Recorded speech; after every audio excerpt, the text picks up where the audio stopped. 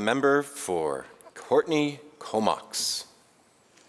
Thank you, Honourable Speaker. It is a great privilege to rise in this House today to address the throne speech that was delivered earlier this week as we start a new session that anticipates a new budget for the upcoming year. And it is an exciting time for me after having spent a previous term of office with a minority government and to be in a place with a whole bunch of fresh new faces with new ideas and new energies and new skills and a lot to live up to. I've been so impressed with the folks that have come on board and are so eager to help British Columbia become a better place for all of us.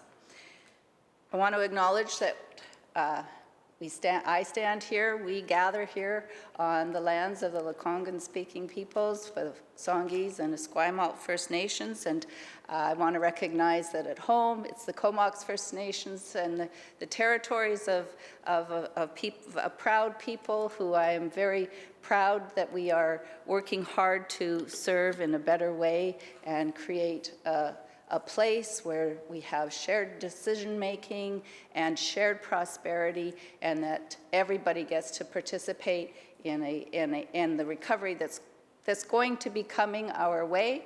It's coming our way, but it's going to become more fulsome as we all get through this pandemic together and come out stronger. The throne speech began as usual with memorials to lost souls of people of note in British Columbia and beyond, of course, with the passing of Prince Philip. It's an amazing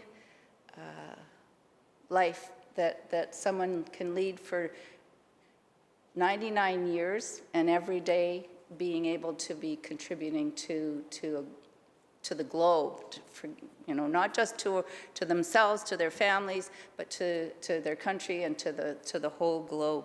And I'm also reminded that everybody who is lost leaves behind loved ones. And amongst those great names that were mentioned, I wanted to particularly raise up my hands up for the life of Kim Manton. I had not met a more bubbly personality, somebody who had the strength of her convictions and an ability to just take life by the horns and lead you along to better places. And I truly do miss her, and it'll be a long time before we see someone with that kind of energy again. I'd also like to acknowledge some of folks that have just recently passed in my community who also served in different ways. Ardith Chambers passed away in January. She was a community activist that I saw as always part of a whole. She was with the Glacier Grannies with the Stephen Lewis Foundation, and you would always see her serving meals at fundraisers or doing that sort of thing. And she raised a fabulous daughter who was at her side when she passed earlier in this year. I'd also like to recognize Heather Kennedy Mcneil, who worked with my husband in mental health and addictions until they both retired, and she was an activist in the community who worked very hard on LGBTQ issues, environment, social issues. She was just constantly involved in her community, and she will be missed, both by her husband Murray, but also by the greater community. Bent Harder, I met as a cycling enthusiast. He was 94, who passed away earlier this year. And those kinds of personalities that can persevere even into their 90s to make a difference is just an inspiring privilege to have met them and to have made their acquaintance. And a woman who was a strong NDP organizer who was involved in my life in my very early days of party politics. Liz Woods passed away also. and she was surrounded by people who supported her because she had inspired them through the years. And finally, most recently, Wayne Bradley, who's an activist who could always, I made reference to him as raising Cain. He was one to always be that creation of a little bit of, what's it called, cognitive dissonance, where you just need to keep questioning to move forward. And all of those people will be missed, and along with, in the rest of British Columbia, all the folks who have lost their lives to COVID-19, over 1,500, and the over 1,800 people who have died from the overdose epidemic, and then the multitudes of people who've died from cancer to all manner of disease and debility. And my heart goes out to every single person who has had to endure it, that loss, through this pandemic. What doesn't kill you makes you stronger, they say, and I hope that people carry the love that they had for the folks that they've lost and feel stronger for it. I wanted to mention, earlier this year I got to listen to Chris Hadfield as a keynote speaker for the Alzheimer's Society. And he spent half a year up in space and had to live his relations with his people virtually. And nobody else had done that, right, before the pandemic. But he did it, and he was speaking about how it changed him. And on his return, they pulled him out of the capsule, and it looked like he was being born again. And he said he came out of there, and at that moment, he knew that it wasn't just him that had changed, but his world had changed. And all of us in the world had changed.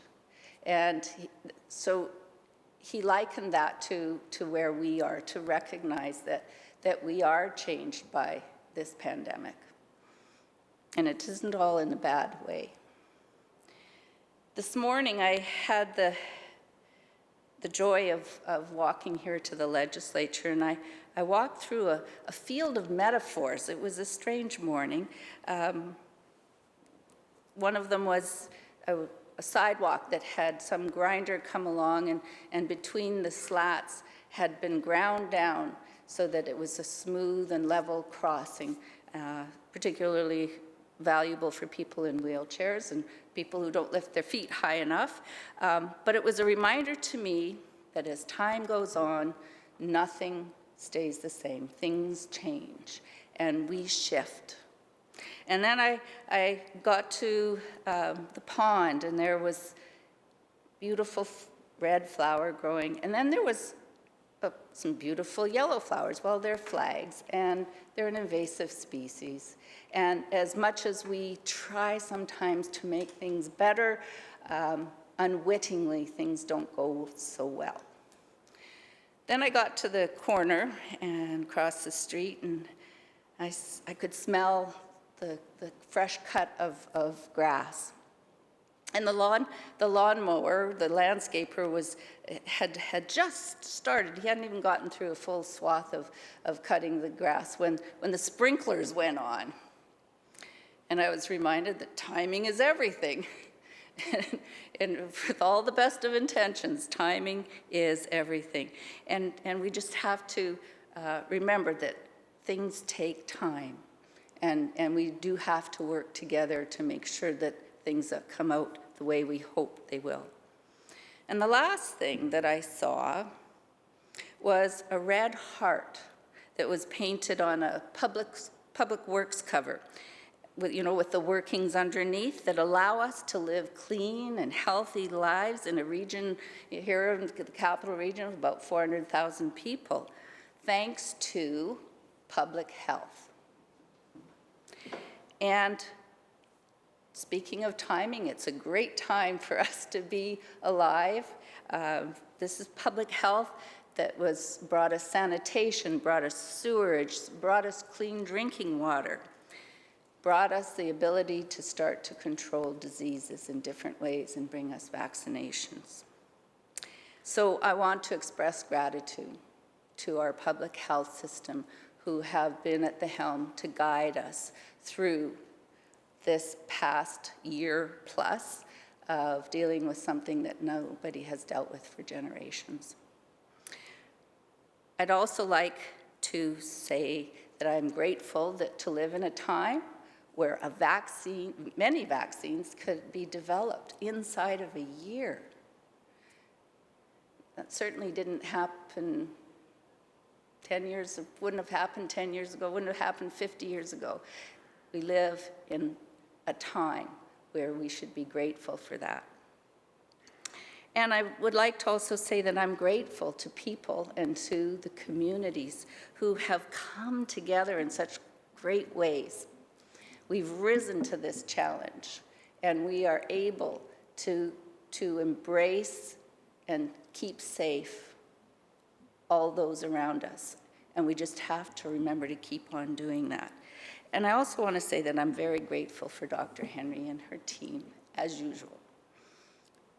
It is such a privilege for us to have someone with that wealth of knowledge, with that broader vision, and the ability to bring us all alongside.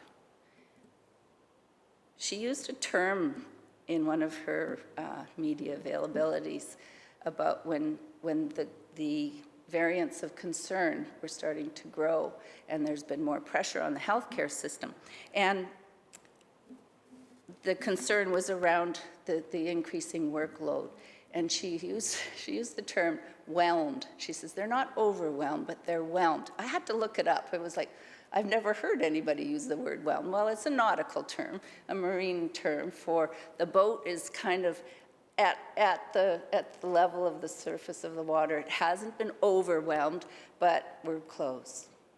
And it was an acknowledgement of the stress and the strain that the people on the front lines who are making sure that we come out of this alive are faced with.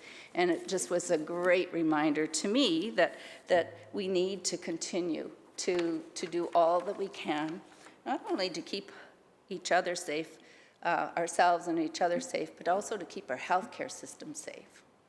Because at the end of the day, we still need those nurses and doctors and other healthcare professionals to come into work every day. And it may very well be that those of us who have stopped banging our pots and pans should maybe come back to that. Come back to that and remember that they are still so very necessary today as well as much as they were a year ago. Excuse me. So we have a throne speech that is looking at the next year ahead and how we're going to make our way through times that we still are not entirely certain about. You know, we know that we're making great strides with the vaccination. Over 1 million people have been vaccinated. But we have this variance of concern, and we have a new normal that we have to try and adjust ourselves with. But we also have a government that is looking at how we can help people and support them through these tumultuous times, as well as look to the future with that hope and determination that we will come out of it, and we will come out of it stronger. There's 3 guiding principles that are involved in this throne speech, and one of them is around those supports and for recovery, but it's also around reconciliation with Indigenous peoples. It's been mentioned how this room was filled with everybody excited to support legislation that would enshrine the human rights of the rights of Indigenous peoples. And there was a lot of pageantry and a lot of ceremony, and it was wonderful, but it's not anything without action. And we are on a path to see action, to really embrace that active participation, that partnership that will bring that shared decision-making and the shared prosperity that is everybody's right here in British Columbia and which has been denied for so long. We've done so many things to start us down that path with language revitalization and various different actions that have taken us down the road of reconciliation, but there's so much more to do, and that's where we are headed as a cornerstone for all that we do. The other piece of the third principle is tackling the climate crisis. We have such an opportunity here as we basically are reinventing ourselves to embrace the future in a direction that will help us reduce our greenhouse gas emissions, give us new ways of living on this planet so that we can succeed and we can show the world, because we have one of the most ambitious climate action plans in North America, how to do it and to remain globally competitive. So I'm excited that with those three cornerstones that we're able to build a stronger future. And of course, we have always recognized that our biggest strength is our people. Whether they're entrepreneurs or innovators, whether they go to work every day and work hard to look after our children, to do surgeries, it's, whatever it is that we have taken on in British Columbia, we do it well. And we are working hard to support people. We also know that there's a lot of struggling that's going on, and it's disproportionate, and we are working to address that, as well as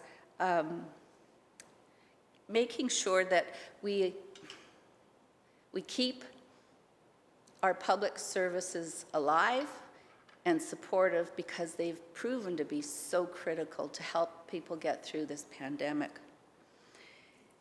And of course, when we get to that good place, when we're seeing our economy recovering, we are mindful that we want to get back to balanced budgets so that we can make sure that we grow even better.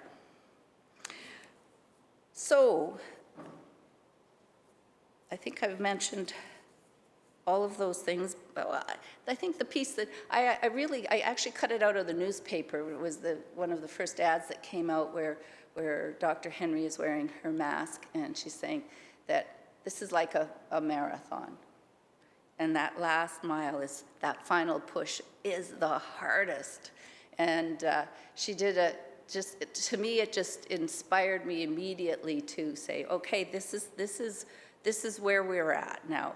We are, we've got the other, what's the word for that? We're in a tunnel. We see the light at the end of the tunnel, but we're still in the tunnel. And so we have to keep remembering that. People are getting sick, families are getting sick. These are still dangerous times. And we need to recognize that. It's hard when the enemy is invisible, but it's here. And it's not just in Surrey, it's everywhere. And I know that some people wanted to know where exactly it is, who exactly is sick. And Dr. Henry's been very clear about keeping everybody safe and protected and not letting us get into that place where we can start blame games or starting to treat people with intolerance. These are important pieces for us to remember when we say, okay, it's everywhere, and treat yourself and treat everybody to the best protection that you can muster.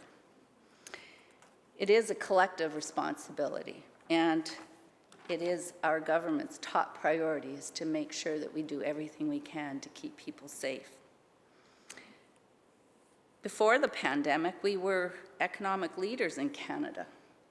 And we had the lowest unemployment rates, and we had steadily rising wages. And June 1st, we're going to have the first minimum wage of $15.20 an hour, something that I heard about for so many years. And when we formed government, that was one of the, I think, one of the initiatives that had the strongest support that I had ever witnessed from grandparents who were having to look after their children's children because they couldn't afford childcare. Young people who were having to work 3 different jobs just to try to make ends meet. People who were having to live in crowded conditions because they didn't make enough money. Raising the minimum wage is one of the ways that we make life more affordable, along with bringing other costs down. And through it all, British Columbia is the most beautiful place. I think of my community, and I look at our snow-capped mountains and the forests. I look at the agricultural fields and the animals that are grazing there. And I look at the blue sea and know that we have so many resources, and we have so much ability to have a very diverse economy. And this is one of our biggest strengths, and it will endure through this pandemic.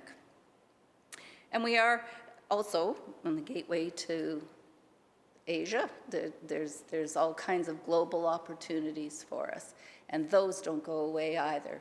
Once the pandemic is over, we have to be poised to take advantage of that.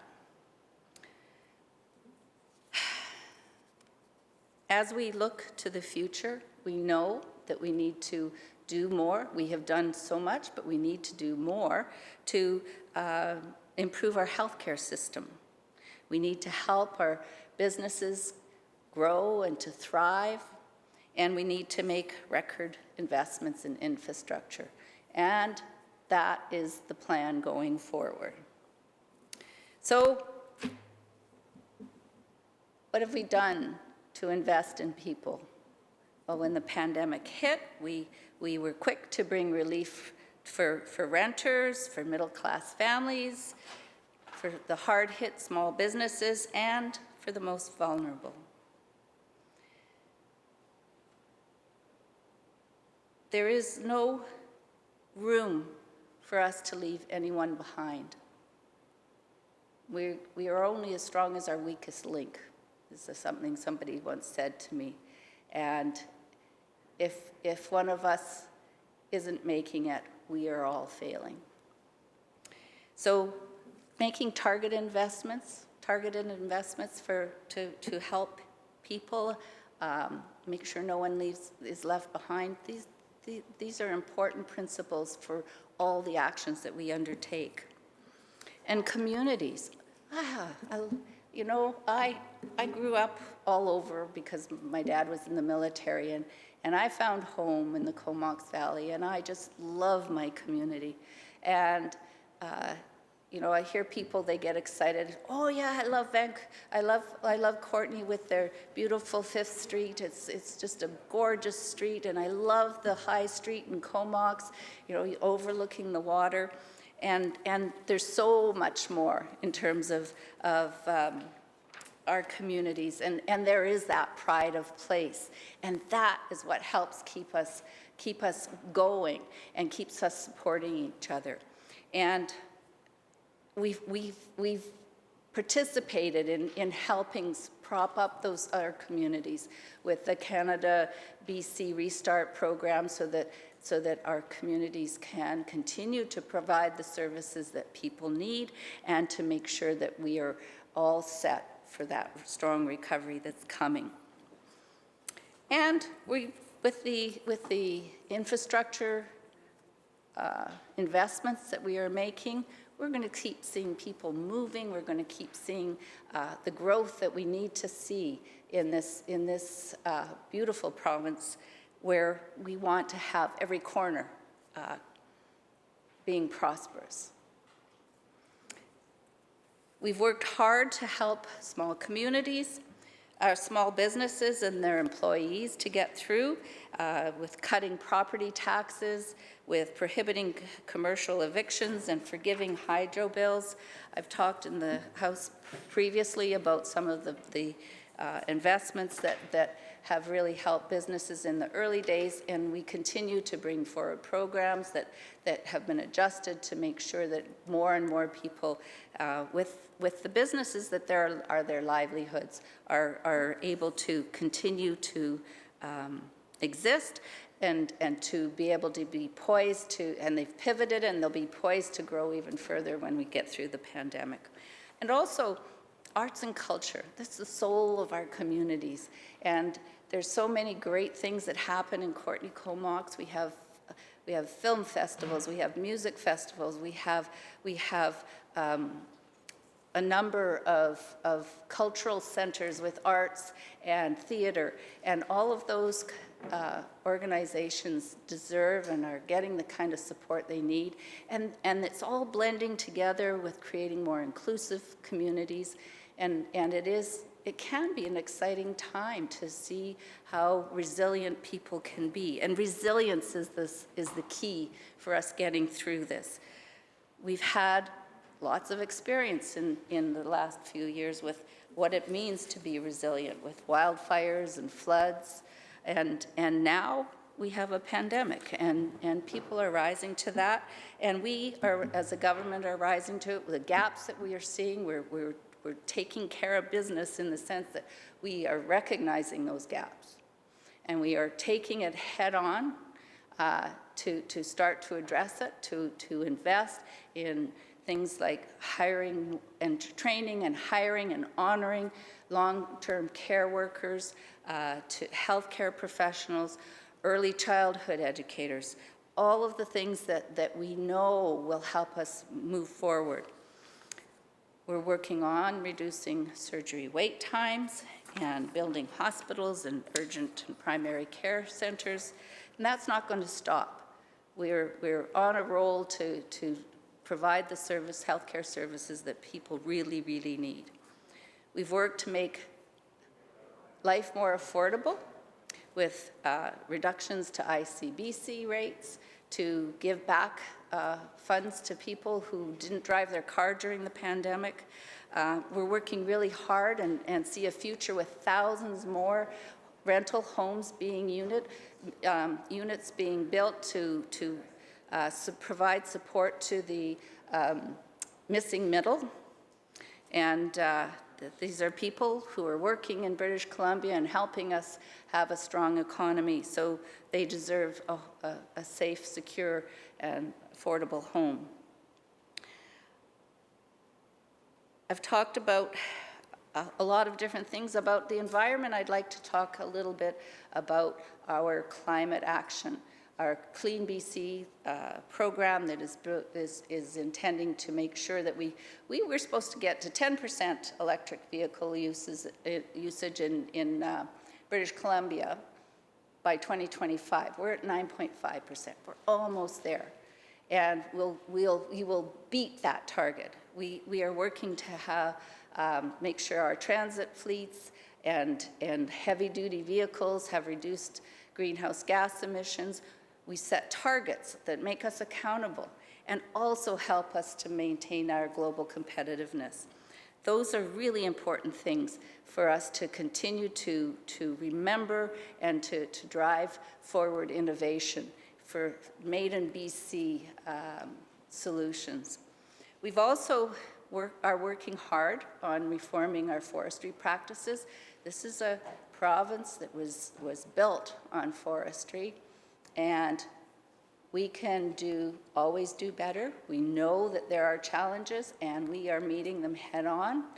As I said at the beginning, with First Nations being the first step out, we will continue to work to bring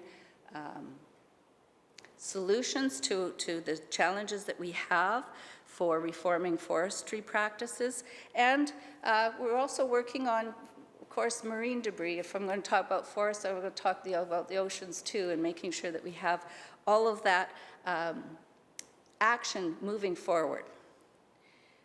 I'm happy that the digital divide is being resolved as we move forward with hundreds of kilometers of new internet service. And I think that the notion that we have a bright future is very real, that hope and opportunity will prevail.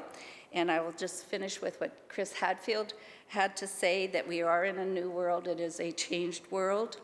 And one thing that we should all learn is that we need to have patience and to make space for imperfection and enjoy the rest of the speeches on the throne speech. Thank you, Mr. Speaker.